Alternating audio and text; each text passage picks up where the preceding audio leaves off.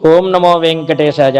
ఉపనయనం వాడుక భాషలో ఒడుగు ఎందుకోసం చేయాలి అని అంటే ముఖ్యంగా 3 విషయాలు. ద్విజత్వ సిద్ధి కోసం, సకల శ్రౌత స్మార్త నిత్యకర్మాది అనుష్ఠాన యోగ్యత సిద్ధి కోసం, ప్రతి నిత్యము త్రిసంధలయందు గాయత్రిని ఉపాసించే అర్హత కోసం ఈ ఉపనయనం చేసుకోవాలి. శ్రీ మహాగణాధిపతయే నమః.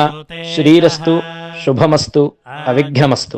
అగ్నిశోమ సరస్వతి ప్రభృతజస్తే హస్త సంస్పర్శనాత్ నాదవ్యాహృతి సంపుటి త్రిపదగా గాయత్ర్యుపబృంహణాత్ సంధ్యావందనమగ్నికార్యమనిశం నిష్ఠావశోపాసనాత్ ఈమన్యన్వయజోజ్వలంత సమభిఖ్యాతో వటుర్వర్ధతాం.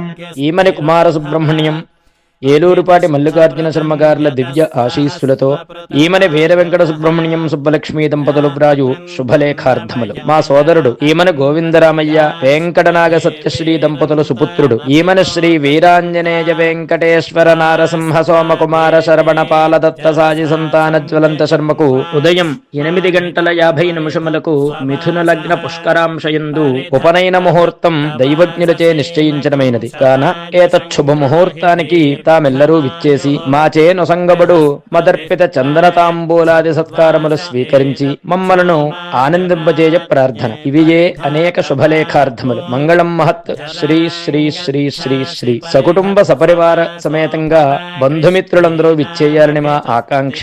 సదా మీ దీవెనలే మాకు శ్రీరామ రక్ష.